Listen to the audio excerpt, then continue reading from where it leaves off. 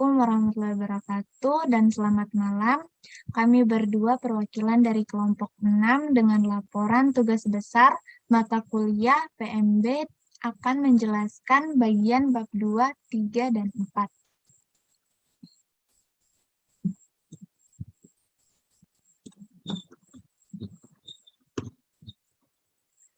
Untuk bagian bab 2, ada area fungsional sumber daya manusia. Yang untuk subbab pertama, ada struktur organisasi. Untuk di perusahaan PT Mahligai Putri Berlian ini, struktur organisasinya ada manajer, Bapak Punki Laksana, bagian customer service, bagian workshop head, ADH, front linear, final checker, closing dan PDI, admin piutang atau kasir, admin gudang dan part runner. Terus ada bagian mekanik group dan kolektor, tools and oilman. Untuk bagian subbab 2 job desk masing-masing jabatan. Untuk manajer, dia bertanggung jawab terhadap semua aktivitas bengkel baik di luar maupun di dalam area bengkel dan karyawannya. Untuk customer service, dia bertanggung jawab akan laporan ke APM dan pelayanan customer. Untuk bagian front linear, dia bertanggung jawab pada pelayanan customer. Bagian workshop head, dia bertanggung jawab di area bengkel dan aktivitas mekanik. Untuk bagian final checker, dia bertanggung jawab pada penyelesaian kendaraan setelah ditangani mekanik. Bagian mekanik group bertanggung jawab pada pengerjaan perbaikan kendaraan. Bagian mekanik group ini itu termasuk juga untuk bagian kolektor, tools, dan oilman. Bagian washing dan PDI bertanggung jawab pada kebersihan dan kelengkapan kendaraan. Bagian ADH bertanggung jawab pada masalah keuangan dan administrasi. Bagian admin, piutang, dan kasir bertanggung jawab pada arus kas dan administrasi keuangan. Bagian admin gudang dan part runner bertanggung jawab pada stok dan arus spare part. Untuk subbab ketiga, yaitu job spek masing-masing jabatan. Job spek itu syarat untuk bisa masuk ke bagian job desk yang diterima sebagai karyawan di PT Mahligai ini. Untuk job spek manager, STM, dan S1.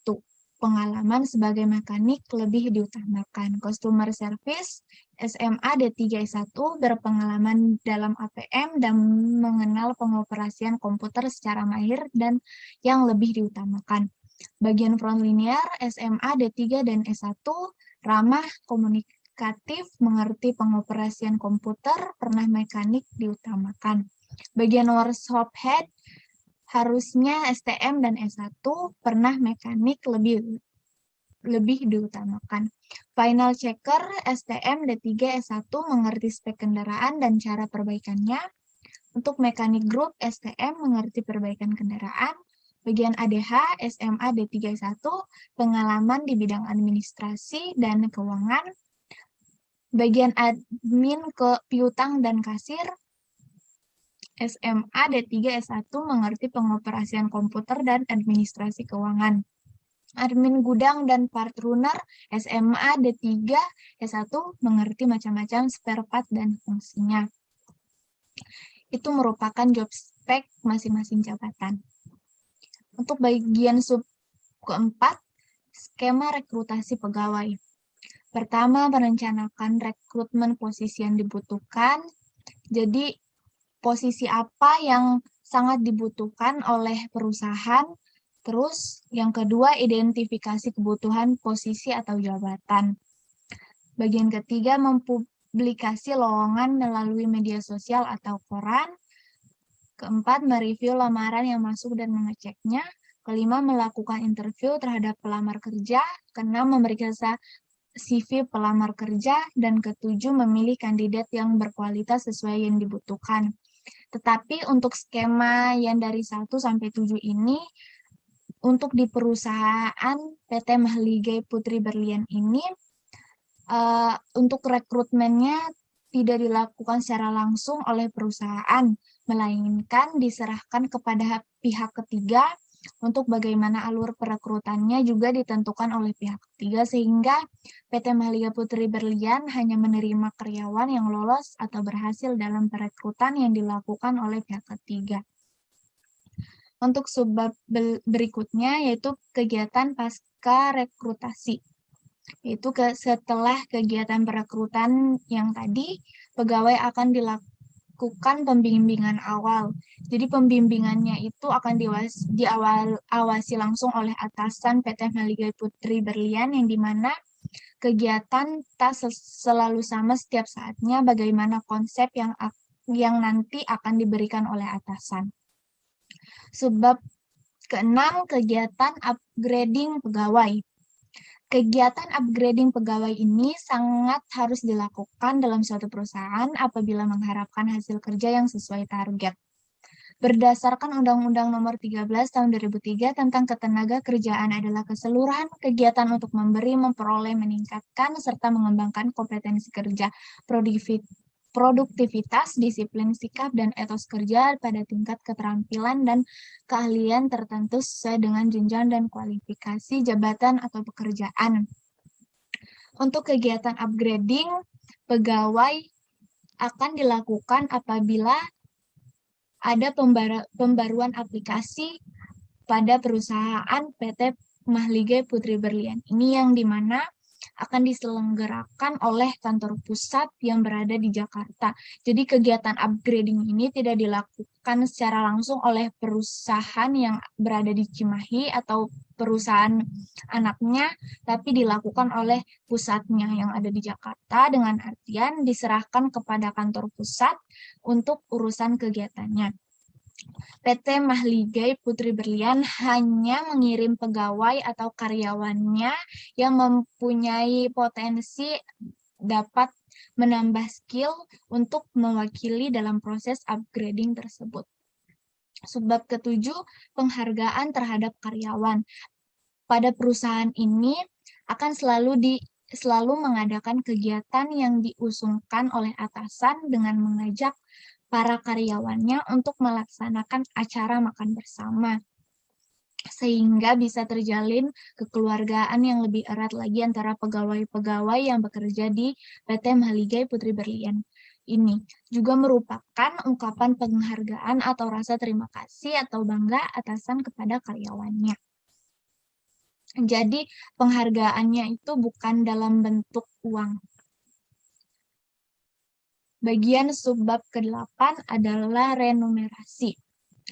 Untuk gaji rata-rata yang diterima bersih oleh karyawan, untuk bagian manajer itu antara 6 juta sampai 6.500.000.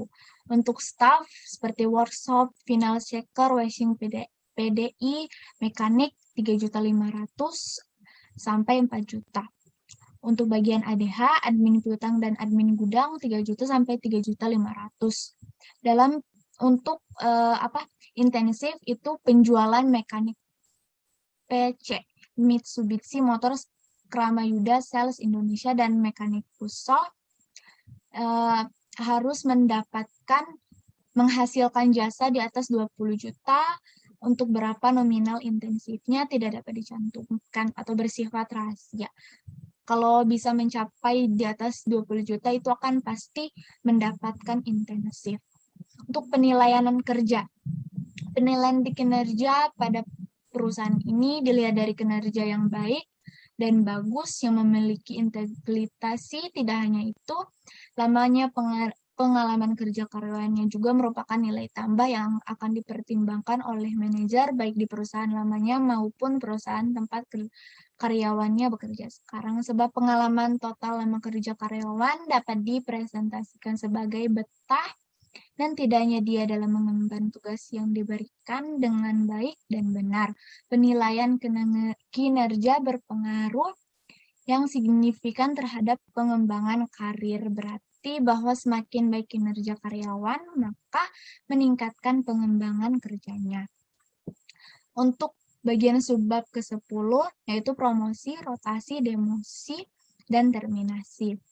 Promosi akan dilakukannya promosi pada karyawan di perusahaan ini apabila karyawan tersebut mempunyai reputasi bagus, mempunyai kemampuan sesuai jabatan, mempunyai inteligensi tinggi, dan memiliki kejujuran, kedisiplinan, loyalitas, dan kerjasama yang baik.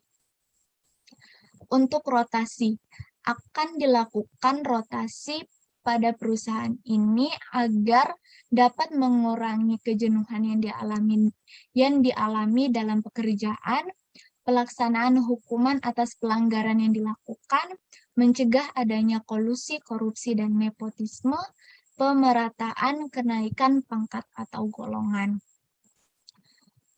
Bagian demosi. Akan terjadinya demosi atau pemindahan jabatan tinggi ke rendah apabila karyawan atau pegawai menunjukkan kinerja tidak baik, kurangnya keahlian untuk posisi kinerja yang dipegangnya, pengurangan posisi kinerja pegawai oleh perusahaan, pendisiplinan pegawai yang melakukan kesalahan. Bagian terminasi. Menurut Undang-Undang Ketenagakerjaan, Pasal 161 yang berbunyi, dalam hal pekerja buruh melakukan pelanggaran ketentuan yang diatur dalam perjanjian kerja, peraturan perusahaan, atau perjanjian kerja bersama pengusaha dalam melakukan pemutusan hubungan kerja setelah kepada pekerja yang bersangkutan diberikan surat peringatan pertama, kedua, dan ketiga secara berurut-urut. Kedua, surat peringatan sebagaimana dimaksud dalam ayat pertama masing-masing berlaku untuk paling lama 6 bulan kecuali ditetapkan lain dalam perjanjian kerja, peraturan perusahaan, atau perjanjian kerja bersama. Terminasi akan dilakukan apabila karyawan melanggar atau aturan organisasi atau tidak menunjukkan kinerja yang cukup dan mengundurkan diri. Itu saja untuk bagian bab 2. Untuk bagian bab 3 saya serahkan kepada Saudara Elis.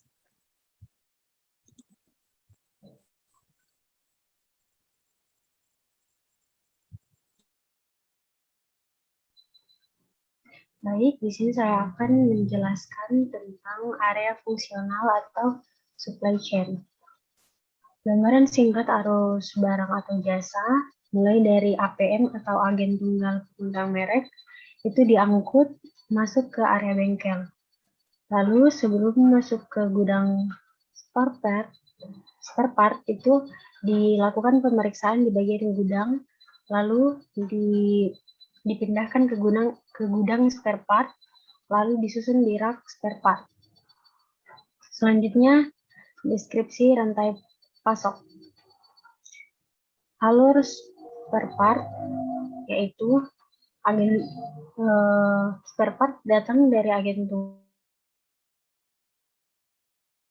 ke area bengkel. Sebelum dimasukkan ke gudang, dilakukan pemeriksaan oleh bagian gudang sesuai surat jalan, kemudian disusun di rak spare part sesuai nomor part. Spare part akan dikeluarkan sesuai permintaan mekanik berdasarkan estimasi yang telah disetujui oleh customer. Selanjutnya, deskripsi pengolah barang atau jasa. Pertama, dimulai di bagian stamping. Seluruh proses di bagian ini menggunakan tenaga robot. Hal tersebut untuk menunjukkan produktivitas perusahaan karena robot mampu melakukan 10 stroke per menit. Kedua, bagian welding. Bagian welding berada satu gedung dengan bagian stamping. Di bagian ini dilakukan proses pengelasan bodi mobil sebelum dicat. Di sini, Sideline hanya bisa memproses satu model, namun Mitsubishi akan terus melakukan evaluasi untuk meningkatkan kinerja pada welding sehingga dapat memproses lebih dari satu mobil. Yang ketiga, proses assembling. Pada bagian ini, mobil sudah melewati proses painting dan tinggal melakukan finishing. Selanjutnya, pintu mobil dicopot untuk memudahkan memasang seluruh komponen interior. Komponen tersebut sudah tersusun rapi di satu rak, bernama Kit Supply System. Tujuannya untuk memudahkan proses dan agar tidak ada komponen yang tertinggal. Setelah pemasangan komponen interior, mobil dipasangkan air AC, oli, bensin, kaca ban, dan komponen akhir lainnya seperti instrumen panel. Setelah itu karyawan melakukan final inspection untuk menguji lampu, rem, dan lain sebagainya. Setelah itu mobil dimasukkan ke ruang yang berisi mesin, semprot air untuk menguji kebocoran pada bodi mobil. Selanjutnya, setelah itu dibawa ke lapangan parkir.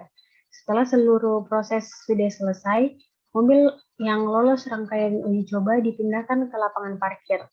Lalu Mitsubishi siap dikirim ke dealer untuk proses penjualan.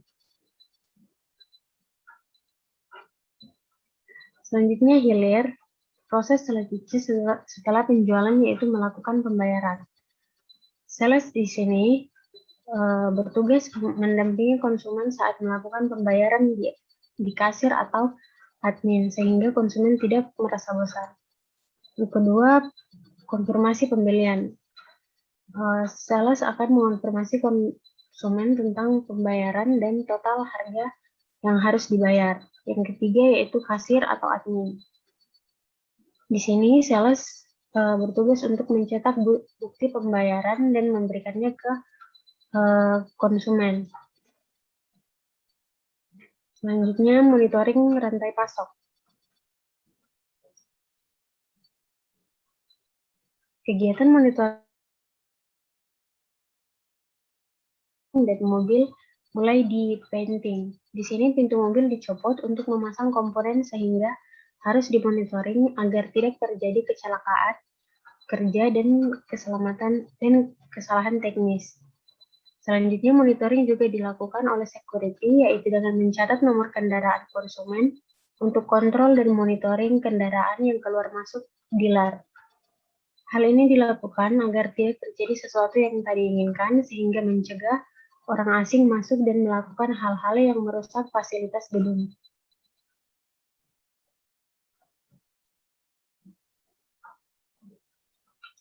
Selanjutnya, bab 4, yaitu fungsional, sales, dan marketing. Kegiatan sales yaitu mendampingi konsumen agar melakukan pembayaran dengan aman dan mengonfirmasi pembayaran sesuai dengan total jumlah yang harus dibayar. Di sini sales mengutamakan pembayaran secara cashless, menerima dan menghitung uang di depan konsumen, dan penuh dengan konsentrasi dan senyum kepada konsumen. Lalu kasir atau admin mencetak bukti pembayaran dan memberikan bukti pembayaran tersebut kepada customer dan menjelaskan transaksi yang sudah dilakukan. Selanjutnya, konsumen dapat meninggalkan showroom. Kegiatan marketing. Mekanik akan mengecek apa saja yang harus diperbaiki sesuai keluhan customer. Setelah itu, mekanik akan membuat estimasi perbaikan apa saja spare part yang harus diganti, serta harga dan jasa perbaikannya. Setelah estimasi disetujui oleh customer, spare part akan dikeluarkan dari gedung spare part dan mekanik akan langsung mengerjakan perbaikan. Selanjutnya, setelah perbaikan kendaraan selesai, customer membayar semua biaya sesuai dengan estimasi sebelum perbaikan dimulai. Garansi berlaku 1 minggu dari tanggal invoice.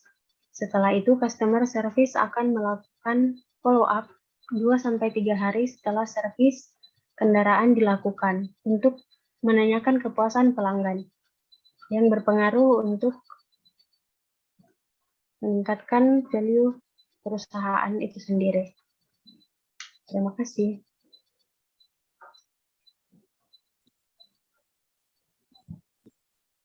Ya, itulah penjelasan dari kelompok kami, kelompok 6, untuk bagian bab 2, 3, dan 4.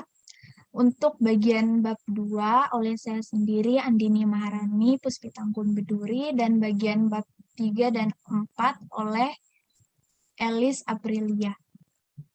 Sekian dari kami berdua. Wassalamualaikum warahmatullahi wabarakatuh dan selamat malam.